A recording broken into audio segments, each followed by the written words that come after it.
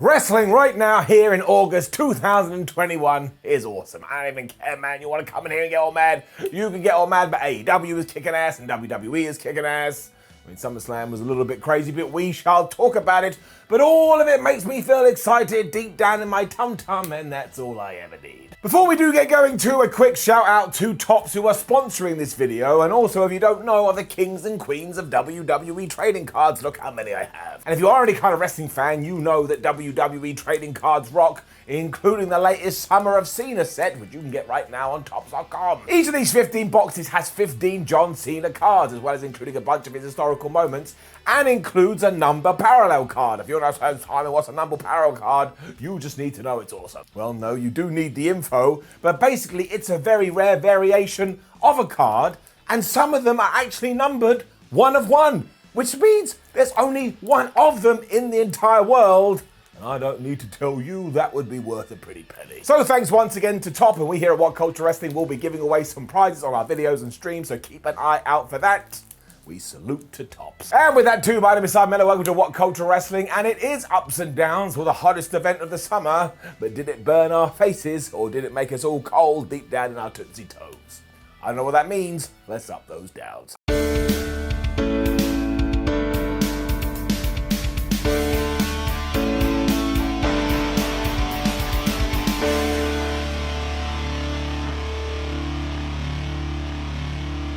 RK Bro vs AJ Styles and Omos for the Raw Tag Team Champions was first up on our SummerSlam card, and I just want to say, how awesome did all of this look? We were in a big outside stadium, there were thousands of fans. It's almost like that 18-month period where there was nobody around. It's finally but a memory. But let's all be careful because it could come back. So in short, it just felt like a big event which I needed in my life right now, and I mean this purely in an observatory way. When it come down to the match itself, it was basically a WWE tag team match by the numbers. Because Brittle got beaten up for a while, our Professor Layton puzzle was, well, how is he going to make the hot tag to Randy Orton? And in the meantime, Omos was in there, and he was just throwing Riddle around the place. And I always see, especially on social media, people going, I don't like Omos, he's really boring. Well, I like him. I don't know why. He doesn't do much, but there's just something about the chap. I'd like to meet him and shake his hand and go, oh my God, he's so tall. We also found a way to stop him here, which was to sneak behind him and push him into the ring post. And as soon as we had done that, Randy Orton hit the RKO onto AJ Styles. 1, 2, 3. RK Bro are the tag team champions. And this has just been a nice long-term storyline with the satisfying finish that we all craved. It also made me laugh because, of course, AJ Styles took the pin here, and we may actually live in a universe where Omos never loses because we know how Vince McMahon feels about big people, but also AJ throughout this whole thing was just tremendous. Somehow he's like wine, he gets better with age. So I suppose somebody better find him one day and drink him. We have started off very, very strange. All of this really was nice and simple though, and thank goodness RK Bro are the tag team champions, and now we just have to hope the WWE doesn't get 2 weeks in and pulls the trigger on the Randy Orton heel turn too early. Next up was Eva Marie versus Alexa Bliss. Now I want to make this very clear. If you step in between those ring ropes, I have respect for you, because wrestling is really, really hard. But also I have to be honest with myself and with you, this stuff really is not for me. Down. Lily was actually used as a weapon at one point because Eva Marie grabbed the doll and just started slapping Alexa Bliss around the face, but for some reason Eva Marie didn't burst into flames, so Alexa went wah right into Eva Marie's face and then eventually DDT'd her after Eva had been arguing with the referee, and that was that. 1, 2, 3. And I kind of watched the whole thing like this. I just don't care about a doll which was meant to be in jeopardy during this match because, again, I know it's just a doll. I don't think it's alive. And I guess we had a kind of nice finish because afterwards Doudrop got the microphone and said, and the loser of the match, Eva Marie.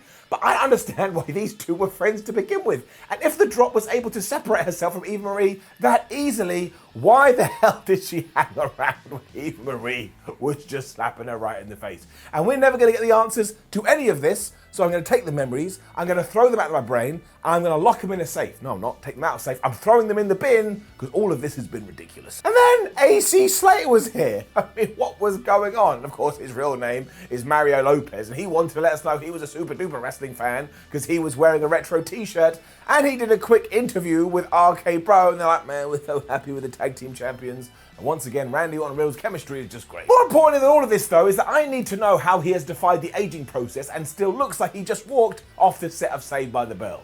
Also, Riddle promised us tomorrow night on Raw he's going to have a surprise for Randy Orton, and I tell you right now, that is not going to go well. And then WWE did something right. Or I suppose they did something right for the second time of this evening, because it can happen. It was Damien Priest versus Sheamus, and Damien Priest became the brand new United States champion. I do feel a little bit sorry for the Irishman, because he was given nothing in terms of a feud coming out of WrestleMania as the champ.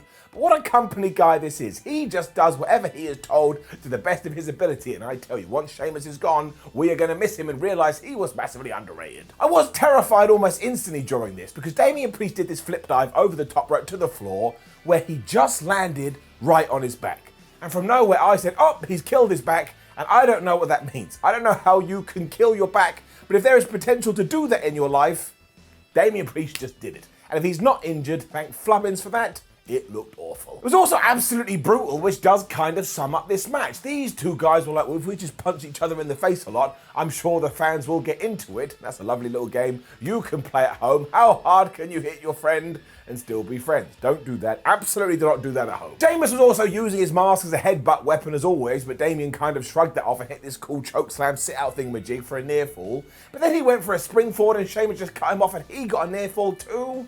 I enjoyed this muchly. And it was just an easy finish too, because Priest was like, well, if I do take that mask off, it's going to make things a lot better for me. And Shane was like, no, fella, don't take the mask off my face before sundown because I turn into dust. But Damien Priest didn't care about that. He hit the reckoning, 1, 2, 3. And I was just pleased about this because it's exactly what we should have done. And now, for goodness sake, give him a push to the moon. Ha! Was the noise I made next. Because it was Rey Mysterio versus the Usos for the SmackDown Tag Team titles. And by the time the referee went 3, I did indeed go, huh. We started with dives because WWE, although thankfully this time nobody tried to kill themselves, and you already know the deal. Dominic Mysterio was doing well in the early going, but he's only a 12-year-old child, so he's inexperienced, and eventually got cut off and the Usos started to punch him in the face. Finally got the hot tag to Daddy, who is just so ridiculously good. Much like Sheamus, we need to pour more praise onto Rey Mysterio because he never drops the ball at all, and by the time Dom got back in there, once again, yes, the Usos took advantage of him, for all the reasons we've just mentioned. And then it just ended, because Dominic got drop kicked off the apron. And even though it looked like Rey was going to win after he did the splash, Jimmy got his knees up, got Jay in there, they hit super kicks, Jay hit his splash, the referee hit the 3 count, and just to double down on the message I'm trying to get across to you, I think the idea may have been that the one time Dominic didn't help his father because he was dead, they did lose. But this honestly was kind of like all the matches we've seen building up to this, and maybe that's the problem. We overdid on television, so by the time we got to the pay-per-view, there was really nothing else to give. And once more, it wasn't a bad match, it was a perfectly fine, enjoyable WWE wrestling match, so we do give it an up. I'm not going to make the noise again because I think I've already ran it into the ground, but it was kind of just there. The good thing is that the Usos are still champions, which means when they got backstage, Roman Reigns wasn't there with his harpoon gun to kill them, and I like to know that they're doing all right. Quick interview with Damien Priest, who was really, really happy, and good for him. I like it when people are happy. When WWE just went really weird. Somebody, when they're writing the script, went, okay, and after that, Rick Boogs, you go to the ring, you play Shinsuke Nakamura to the ring, you're going to have a dance, and then you'll leave. Which is exactly what happened. I kind of felt like somebody had slipped me some kind of drugs and I was having a fever dream. I do believe it was done to kind of lure the fans into a false sense of security though, because we were about to go on an absolutely roller coaster ride of a journey. So if I were you, I would sit you down, I would get your bum in a nice position and let's go. Because as has been hinted at all week, no, Sasha Banks was not available to wrestle SummerSlam, and I'm going to put it down to health reasons, although I don't know. And if that is the case, I really do hope she's okay. Now, I do have to say, if WWE did know this, you really shouldn't be advertising her right up to the second she can't do it, because there's going to be at least one person out there that dropped their money in order to see Sasha Banks, and you shouldn't be, well, going out there to disappoint people. It got really bad at first because we were told, well, instead we're going to do Bianca Belair versus Carmella, and you could hear audible groans in the crowd because once again, we've just seen that too much, and also, where the hell was the logic? Carmella has tried and tried and tried and failed and failed and failed. But then, from nowhere, almost literally, Becky Lynch's music hit and out came the man to a thunderous reception and a thunderous ovation, And of course this rocked, of course it was brilliant, of course it's something we've all been waiting for. She is a super duper Ruper star, and it was tremendous to see her back. So it gets an up, and it would have got more. However, we all of a sudden jumped into Becky Lynch versus Bianca Belair for the SmackDown Women's Championship, even though they could have just had a stare down and that would have been enough. But I was like, okay, cool, well, it's a great match. And hey, yeah, why don't we just get on with things? One day we may all be dead. Let's not wait around. But then in 28 seconds or 25 seconds or a really short period of time, Becky just hit the manhandle slam and she pinned Bianca for the 1, 2, 3. And I started slapping myself in the head like, oh, Simon, you silly goose. You've fallen asleep, wake up, rewind it, and watch it properly. So I did, and the same thing happened again. It was real. And it got a great reaction because, of course, it did. It made you go, oh my gosh, but this is so short-sighted. And I do have this feeling down in my tum-tum that WWE may have only done this because Sasha Banks wasn't able to make the show, so they hot-shot an angle. And you should never hot-shot an angle, just go watch the movie Hot Shots. That didn't work, that didn't even make sense. And so look, I do get it, yes, super happy fun times. Becky Lynch came back and won the championship, but Bianca Belair has been a great babyface. Bianca Belair has won one of the true highlights of 2021, and Bianca Belair has the potential to become a star on the level as Becky Lynch, so why wouldn't you build this up? Why on earth would you bring somebody back and put them on the deserved pedestal, but take the other person and just chuck them right down to square one? That doesn't help, and it certainly doesn't help going forward. It doesn't help your future, and that's why I have no choice. My back is against the fictional wall, and it's got to get a down. Whoever thought we'd be given a down to a situation like this? Wonders never cease. So you can go and debate it in the comments, but I just feel like this was an open slate for creativity, and we went and Kofi Kingston's Bianca Belair. And that was just stupid. Tamara Mentor-Stock and Gable Stevenson then came out to say, oh, hello, we're United States Olympic athletes and we won gold medals. And these two have mentioned they do want to go into WWE or pro wrestling. So this was a great way to try and court them. And I'm sure they'll both do great. But there is something about Tamara. She is just like a ball of positivity. And the smile on her face was great. Sign her, make her the champ. Drew McIntyre versus Jinder Mahal followed. We should have known. It was all over the place straight away because Byron Saxton on commentary went, well, Veer and Shanky out at ringside because Jinder Mahal wanted to prove he could do it by himself, before Corey Graves went, no, they're not. That's part of the stipulation, you absolute goof. And even if it wasn't, why would we try and say how great Jinder is? He's meant to be the villain. After that, though, this was nothing. I think it went 4 minutes. Jinder Mahal just got beaten up. Drew McIntyre then did a bunch of suplexes, hit him with the Claymore kick, 1, 2, 3. And I was stunned. We did all of that build with the motorbike and the sword. It just ended. I was like, that was a little bit of a waste of my time down. It also didn't do much for Drew McIntyre, who, lest we forget, was a champion for almost a year back in 2020. And this one was just a hit and a miss. The funniest bit, though, is that afterwards Drew Mac had got his sword and he started swinging it wildly. What was he hoping was going to happen here? Like it would catch Jinder Mahal. Off goes his head. Well done, Drew. You go to jail. Different story for the triple threat match. I mean, it didn't really do anything that we weren't expecting, but I thought it was very, very good. As you know, it was Charlotte Flair versus Nikki Ash versus Rhea Ripley, and this had been designed just to be like, go, go, go, go, go, big move, big move, big move, give everybody a little bit of something, before, of course, Charlotte Flair applied the figure eight and won. But I wasn't even surprised. I knew it was going to happen. I just expected it. So when it did, I just shrugged my shoulders and went, okay. Rhea German suplex both of them at one point, which was awesome. And then Nikki Ash just threw herself out the ring with a crossbody, which was also cool. And then Charlotte had her moment when she was about to be double suplex, but she reversed it into a double DDT. Like I say, this was so simply worked out, but it did the job. Now, the finish was kind of weak, but once again, I kind of think you know that, because Nikki Ash went for another crossbody in the ring, but it was one of the lamest I've ever seen. Charlotte basically just sidestepped like that. It was that far, like an inch. It was like, man, Nikki, you did not get your trajectory right at all. And then she applied her submission, and you could just smell it in the air. Nikki tapped out, bada bing, bada boom. And really, I do think what WWE is probably planning, given the Becky Lynch stuff, is that we'll get to Survivor Series. They can't help themselves. They'll do Raw versus SmackDown. And because they want Survivor Series to be one of the biggest ones they've done in ages, you can do Becky Lynch versus Charlotte Flair. And no matter how many times we do it, it will always feel like a big deal. So that was all fine. Edge versus Seth Rollins, however, then gave me everything I wanted, everything I needed and more. they are getting up. Now, clearly Edge has become re-obsessed with the Attitude Era, because he went full on with the Brood stuff here, and he actually did the Brood entrance. But you will not get a complaint from me. If you hit my nostalgia gland that hard, I will be hoopering and hollering, especially when you get the Brood theme song and the melodic breathing, you know what I'm talking about, and all that stuff, and he came out from the floor and there were flames, and his gear looked like they did back in the late 90s. This absolutely gets a couple of thumbs. As it did back there too, of course, it then transitioned into Edge's normal theme. I mean, why the hell wouldn't you have done that? But who even cares? This was a tremendous entrance, and as for the match, my word, these two are so good at professional wrestling. It also tied directly into the story. Like Seth Rollins has been telling us for the weeks, I should have finished the job in 2014, and that job wasn't helping you with your bathroom or delivering your mail, it was breaking your neck in two. So he took Edge's neck and he was slamming it into the steel steps, he was slamming it into the ring post. If he could slam it into anything or give him, you know, neck breakers, the clue is in the name, he would do it. And he absolutely came off like a psychopath. Edge eventually found a gap when he hit his own neck breaker, because he was all like, anything you can do, I can do better. And this is when they went absolutely crazy, to the point I can't recount it all, because I'd missed some bits anyway. But what I do know is that Seth Rollins went for the pedigree at one point, and do you know what the Rated R superstar did?